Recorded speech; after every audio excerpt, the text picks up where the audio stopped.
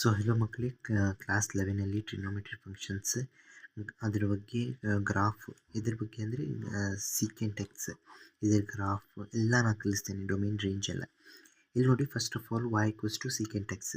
Secant ಎಕ್ಸ್ನ ಈ ರೀತಿಯಲ್ಲಿ ಬರಿಬೋದು 1/cos x.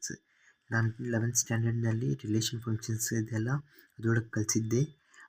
1/x cannot be infinity ಅಂದರೆ ಎಕ್ಸ್ ಈಕ್ವಲ್ಸ್ ಟು 0 ಯಾವಾಗೂ ಆಗಬಾರ್ದು. 0 ಆತಂದರೆ ಇನ್ಫಿನಿಟಿ ಆಗುತ್ತೆ, ಅಂದರೆ ನಾಟ್ ಡಿಫೈನ್ಡ್.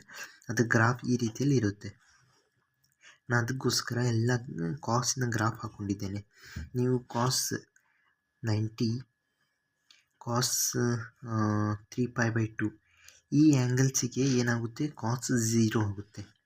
ಓಕೆ, ನೀವು ನೋಡಿರ್ಬೋದು ಇಲ್ಲಿ ನೋಡಿ, ಕಾಸ್ 90, ಕಾಸ್ 3π/2, ಕಾಸ್ 5/2 ಈ ಆ್ಯಂಗಲ್ಸ್ನ ಹೇಗೆ ಬರೆಯೋದಂದರೆ π/2 ಇಸ್ ಕಾಮನ್.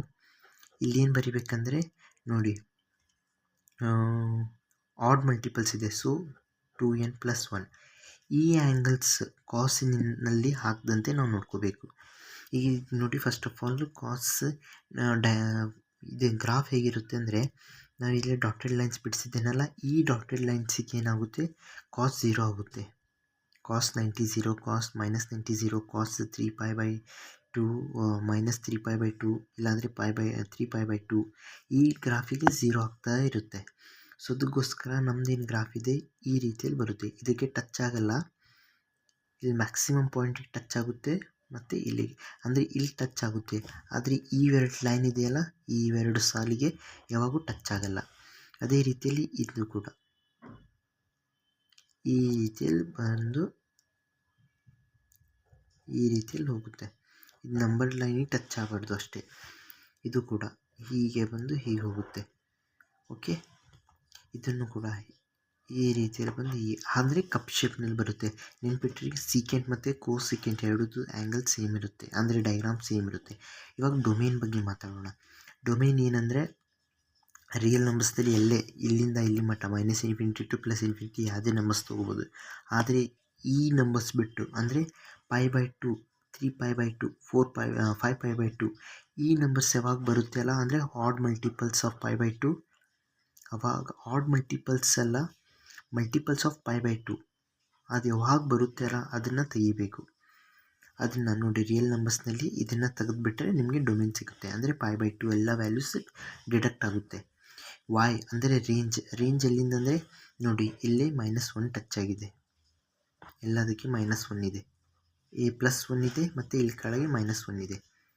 ನಮ್ಮದು ಏನಂದರೆ ಇಲ್ಲಿಂದ +1ಇಂದ ಮೇಲೆ ಬೆಳೆಯುತ್ತೆ, ಇಲ್ಲಾಂದರೆ -1ಇಂದ ಕೆಳಗೆ ಬೆಳೆಯುತ್ತೆ. ಅದೇ ಹೇಳಿದ್ದೇನೆ, -∞ಇಂದ ಅಂದರೆ ಇವಾಗ ಇಲ್ಲಿ -∞ ಇದೆ, ಇಲ್ಲಿ -1 ಇದೆ.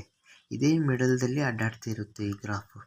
ಓಕೆ, ಮತ್ತು +1ಇಂದ ಇನ್ಫಿನಿಟಿ ಮಟ್ಟ ಇದರೊಳಗೆ ರೇಂಜ್ದಲ್ಲಿ ಅಡ್ಡಾಡ್ತಾ ಇರುತ್ತೆ, ಅಂದರೆ ಆಸಿಲೇಟ್ ಆಗ್ತಾ ಇರುತ್ತೆ.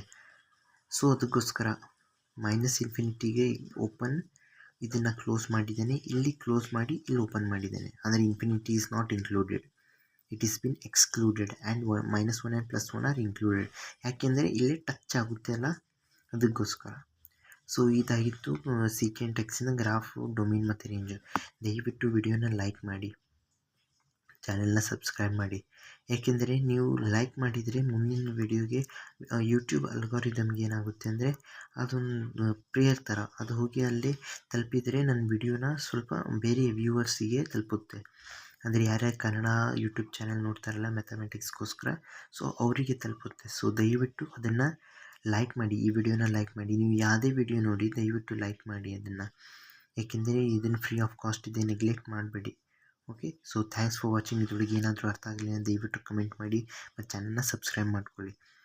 So thanks for watching.